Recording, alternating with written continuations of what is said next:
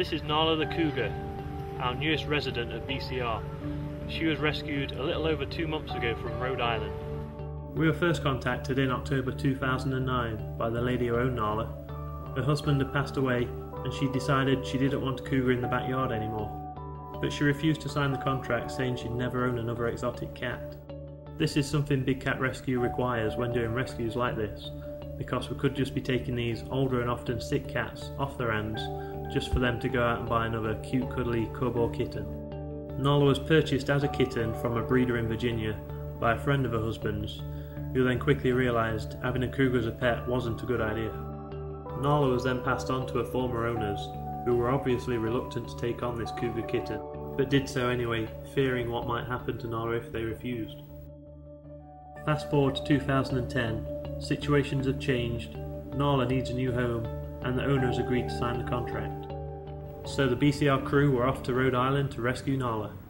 We sent a carrier up the week before so Nala could get used to it, and when we arrived, Nala's owner had already enticed her into the carrier, using shrimp as a treat. It was quite surprising to drive through this nice area and find a cougar in somebody's backyard. We've rescued cats from far worse conditions. These people probably had the best intentions for this cat, but life gets in the way, things change, and people don't realise these cats can live well over 20 years in captivity. They require specialist vet care, cost a fortune to feed, and if you want to go on vacation, what do you do with your pet cougar, tiger, lion?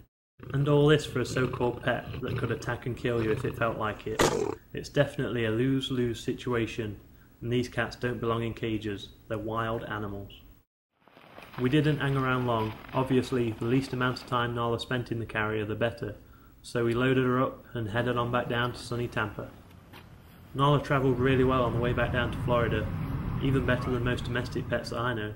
We kept a close eye on her, we talked to her a lot, and she obviously enjoyed the change of scenery after spending 13 years in that same cage. We travelled all day and all night, arriving back at Big Cat Rescue the following morning, and after a check-up by a volunteer vet, we released her into a new enclosure. She's adjusted really well to life at Big Cat Rescue, with the new smells, sights and feline neighbours, and I'm sure she's going to become a favourite for many visitors and volunteers at BCR, where she'll have a permanent home for the rest of her life. For more information about Big Cat Rescue, please visit our website, bigcatrescue.org.